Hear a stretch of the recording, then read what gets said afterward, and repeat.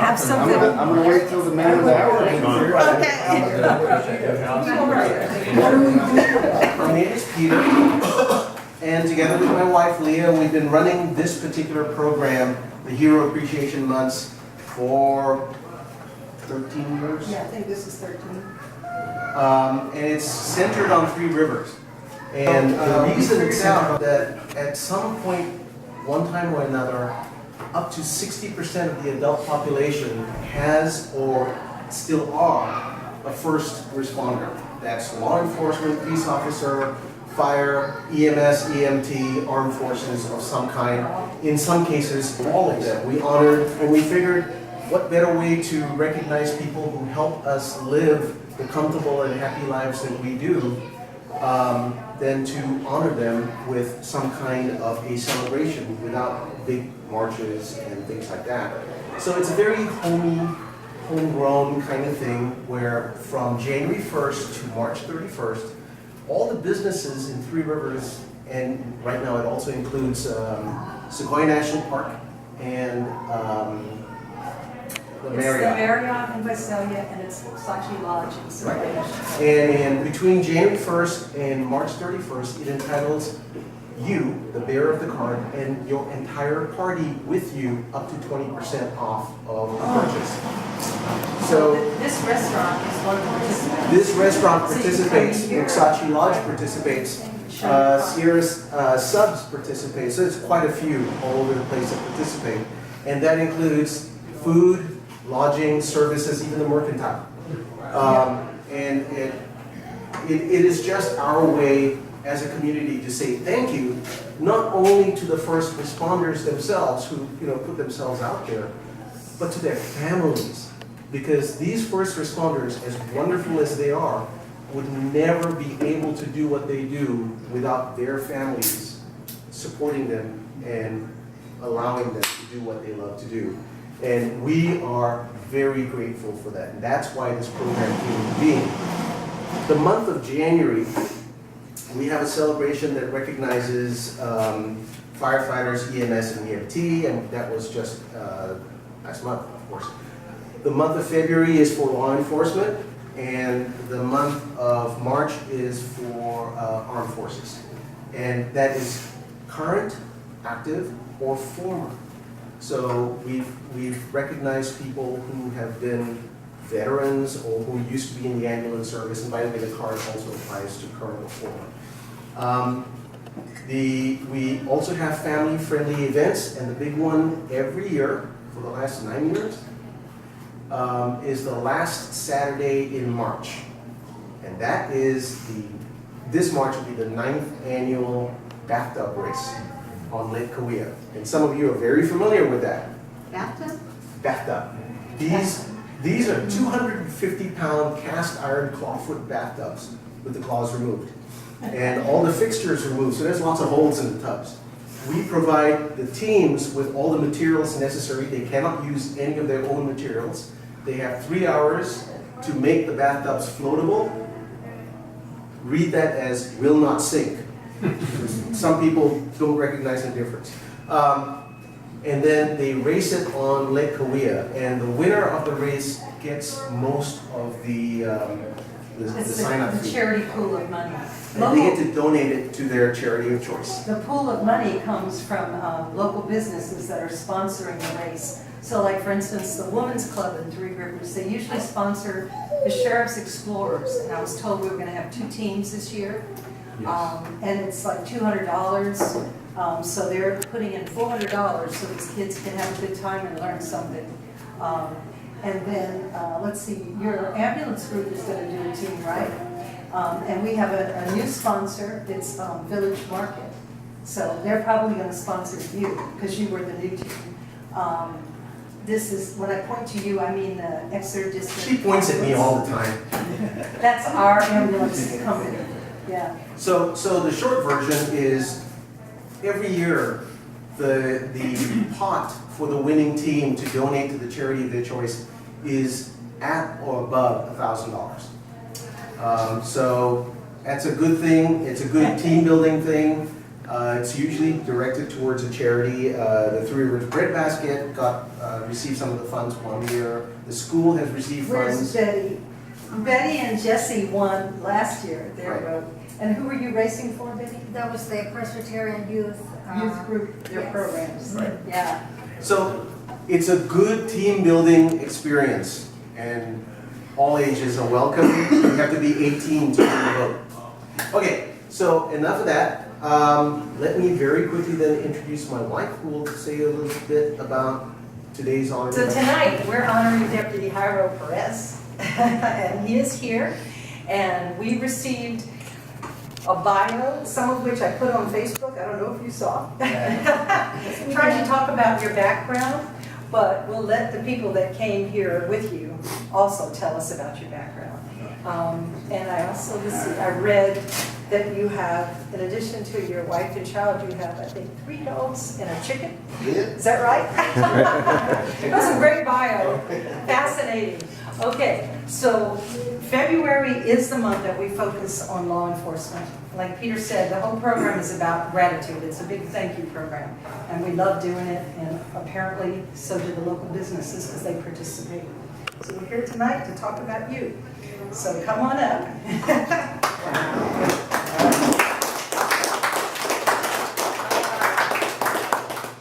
And tell us something about yourself. Something about myself. Let's Yes. see, I just turned 30 last week. I grew up in the area. We're a small town of Ivanhoe, so it's Yes. probably like 10 minutes away from here. I grew up there my whole life. I attended Ivanhoe Elementary School, went to Valley Oak, Golden West. Then I went to college out in Sacramento, came back, finished up at COS. At COS, I was going for nursing. But then I was originally going out for nursing, but then I stopped and I thought, like, do I really want to do this? Do I really want to be inside like a hospital and be stuck with sick people all the time? You know, I'll be able to help them, but I don't know. So then I saw a flyer about the police academy, and I did the police academy. I got hired on. Started off with Farmsville PD as a reserve for a year, and then after that, I worked exactly a year. I got hired on January 13th of 2012 with Farmersville, and then a year later, January 13th of 13, I got hired on with the Sheriff's Department full time. And I was assigned to the community of Calarosi. I was out there like 5 years. Then I went there. I assisted with the boating unit. They have the Kings River. Eventually, we took over the lakes. Yes. So then, when that happened, I got switched over here too. And been doing that since. That's so cool. I also read that, let's see, you also trained deputies to go on patrol, right? I do. I'm a field training officer. So all the new recruits we get, I help them out. And you did community-based law enforcement too? Yeah. I did, yeah. Yeah, where was that? Was that in? I did. First started off in Sultana, and then when the new headquarters opened, I transferred over there, and then I got reassigned to a community-based officer in the community of London, East London. Yeah. So I was out there for about a year. And you also helped with that, is it PAL program? The PAL program. Yeah, explain to people what that is. The PAL program is we go around communities, you know, like the community of New London, Ivanhoe, and there's families that can't afford to get out of the county. So we look for good kids that are doing good at school. Then we pretty much take them out on trips, and that way they're able to see new places.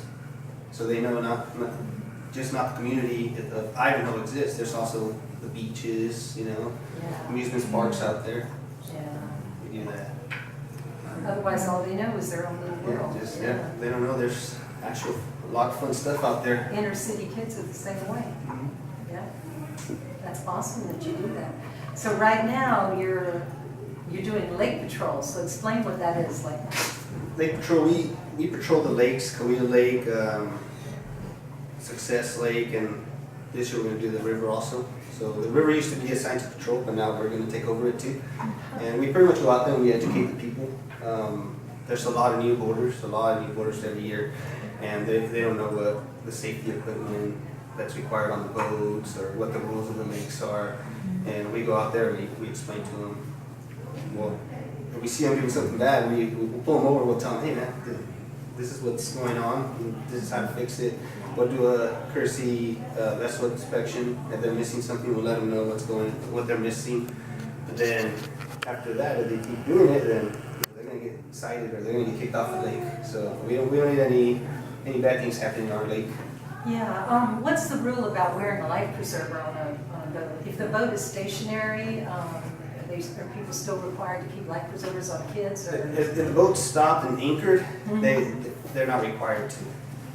So you remember that accident at Lake Korea where there was, I think it was a little boy, and they let him take the life preserver off because the boat was still, it was anchored. yeah, it was anchored. Yeah, and then he slipped off and nobody. Yeah. I was thinking, yeah, we probably need to educate people that as long as you're out there on the water, it's probably a good idea with a kid Just leave them on. to keep the life preserver on, because that's horrible. Yeah, it is. And that's the stuff we're trying to avoid. Right. So it's not the law, but it's advisable. Yeah, well, here, the Army Corps of Engineers and at Success Lake, they'll let you borrow a life jacket for free. You Yes. just go up there, you sign up, and they'll let you borrow it, and you just return it at the end of the day. So if they don't have any, we tell them about the program, so that way they can go up there. Yeah. For the bathtub race every year, they always ask us if we want some, but Frank Root, Korea Whitewater Adventures, he brings his life preservers. So everybody getting a boat and racing has got a life preserver on. That's good. That's because half of them sink. Oh my God. So one of the cool things that we do in an event like this is when the guest of honor runs out of things to say, the audience gets to ask questions or tell stories. We prefer the stories. So you can start anytime you want. Who knows something on this guy? Alright. Nobody got any dirt on him or anything?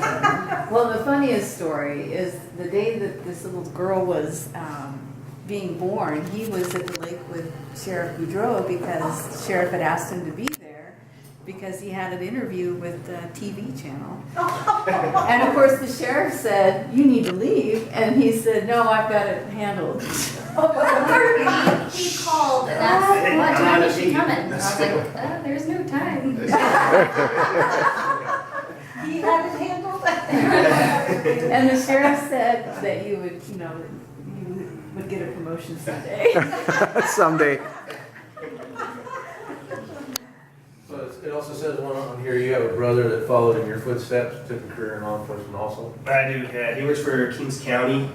He's been out there for about 3 years, 2.5 years. He's actually going to do their boat patrol. They don't really have, they don't have any lakes or anything, but they got little creeks of the Kings River. So Yeah. maybe we'll see him out there. He does their dive and a bunch of search and rescue and a bunch of other little things that they Practice have. out there in that cold, rough water. Yeah, they It's do, pretty yeah. wild. They were out there today practicing. Yes, yeah. And it's unbelievable how they can get somebody out of there. What did we have? We had a teenage girl a year or so ago who managed to get herself out on a rock, but then they had to rescue her. Mm. But she pulled herself out, and that was unusual. She was fortunate. Yeah. You fall in that icy cold water, and just so quickly you're too numb to do anything. So I can add a few things regarding Hyro. So when we first got word of, hey, it's that time, figure out who's gonna get nominated. So I tasked it with the patrol lieutenants, and it didn't take very long. I pestered them after about a week and a half, where are we at on this? I know how it goes, because there's a myriad of things that's on everyone's plates every day. And ultimately what happened is there was, some of your sergeants were consulted, former sergeants, and lieutenants as well, and even some of your peers, and I didn't get like 5 or 6 names, I got your name. No other names were on the list. So I said, well, how is that? And so it was you, I think, Lieutenant Campos. He manages the Visalia substation, former headquarters. And he says, hey, look, here's the deal. All these consultations were done, and he was the overall candidate. So, I have to say it speaks volumes on a lot, and for the peers to back you and not be jealous or scorned or anything. That's good support. You know, supervisors feeling the same way. I personally did not know you, you know, but I do monitor what you do. You know, having said that, that's a pretty good deal for you to get nominated in that fashion. You know, a lot of the things that he got involved with, he's being kind of modest, the PAL program, and we've kind of changed the name, Sheriff's Junior Youth Development Program. Having said that, we're also expanding, and we're going to have an Explorers Club. Oh, And you will have teams, we will have explorers and community-based officers here. I'm trying to talk former Captain Macari over here, you know, he should probably get sponsored into doing that. But so you have that, we're expanding on that, the PAL program again, the youth development program. We've added additional activities and we're starting a NFL league for PAL kids. wow. So we have the first game on March 23rd. The kickoff's going to be in Ivanhoe, and we've already got over 200 kids signed up and sponsored. It's going to be pretty good, and it's going to expand throughout the whole county. Okay. On top of that, back to Swiftwater, or search and rescue and things. The sheriff took a genuine vested interest in a couple of things that you were talking about, and like anything, there's a ripple effect, whether there's tragedy or not. But it's tools and equipment to better aid the officers that are out there and to, unfortunately, if need be, do recoveries in a timely manner. Because you're right, we've had a lot of tragedies out on the lake, or sometimes, you know, the river. So he made a significant investment in a new boat with some top-of-the-line, state-of-the-art equipment on it. Detection equipment, and same for the Swiftwater team for like sonar devices and recovery things, and search and rescue. We've just made some investments for the snowy time of the year because we get called a lot for people that are stranded. And when it's cold and they have kids in the car, there's only so much fuel and people tend to panic, and a lot of times, you know, cell phone reception. So we're able to get to places in a timely manner, whether it's on the water or in the snow or, you know, around the lake, so, or river. So I there's a saw lot a of picture, things. I saw a picture of the new boat on Oh, you Facebook. did? Yeah. I haven't seen the Swiftwater rescue equipment or the snow stuff, but I know a lot of people have been stranded in the snow this year. We're determined to get into the parks Right. and, you know, and then you can't go any further and there's a child in the car and they're, you know, how long do we sit here drinking snow, you know? Yeah, it's, you know, it creates an anxiety Yes. for everybody. Sure. Because we want to get it solved right away. I know that Larry here's gone through a ton of that over his years, and unfortunately now I'm feeling his anxiety. Now that he's retired, he's doing well. Happily I think retired. he got younger. That's right. Yeah. Okay. Okay. Let's go ahead and look at some of the things we have here. Let's see. Supervisor Crocker went ahead. Oh, this is how we know who you were. I got this lovely big smiling picture. He's got more hair. Don't say that. And then the bios, a couple of pages of those. But then Supervisor Crocker signed a certificate of thanks also. Certificate of recognition presented to Harold Perez on the 13th Annual Hero Appreciation Program in honor of your service as a deputy for Tulare County Sheriff's Department. Thank you. That, and let's see. Remember how we told you the different businesses in town all help sponsor the program? The Gateway Restaurant Lounge is giving a gift certificate for $50 to the restaurant or the lodge. Take your pick. So that's a gift for you. Awesome. Thank you. Let me go over there. When we started this program, Peter and I had a B&B, so we would just give a gift certificate to the B&B, and then when we retired, we went, uh-oh, what are we gonna do? So we've only been retired a couple of years. So 2 years ago, we asked the Gateway if they wanted to do it, just giving them first dibs, and they went, sure. And at that point, it was just lodging, and this year they decided to change it up and just say, either restaurant or lodge, have fun. So, One of the cool things about this town is that you really don't have to work that hard to convince anyone to participate or to join in a program like this, because the guy who owns the Gateway was one of the people that helped start the VIP program here. So he's very familiar with it, and all you have to do is say, how about it? And she said, Yes. absolutely. so that's Glenn McIntyre. He started the Three Rivers little sub-chapter up here. If it wasn't for him. And the next VIP. Yep, VIP, Volunteers in Patrol. He still has the art that was created that year. He has it at the cash register as you walk in the restaurant. There it is. That So year it was. you better explain what the art is about. Okay, so every year a different artist or artisan in town agrees to make a piece of art to give you. So it's not just like a little plaque, you know, something special, because it's Three Rivers. And that first year it was a veteran who was into metal art, and he made a beautiful piece of art out of metal. This year we have the artist here. There she is, Christine. Wait, all right, Christine Selporter.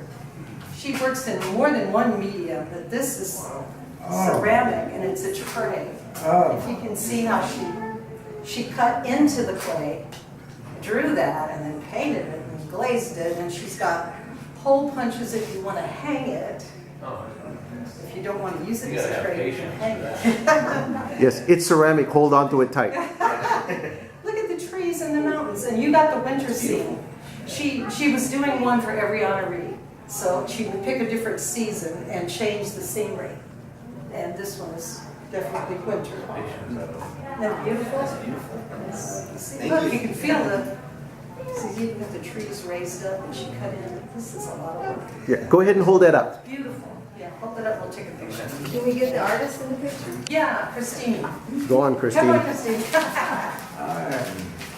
So every year it's a unique one. So you have a one of a kind. Piece of unique art, yes. Let's give them a big round of applause. And we still have a lot of homemade food. It's all good for you. And drink. Please help yourselves. Thank you. Wait. Let me, okay, now go. I'm just gonna thank my wife and my daughter for Yes. their support on and off the field. Tulare County Sheriff's Department for giving me the opportunity to work for the best law enforcement agency in Tulare, and the state of California. So if you guys didn't know, we're the best department out here. Yeah. Right? You're the president. And everybody in the room, thank you. I appreciate it. And remember, you're really bugging for promotion.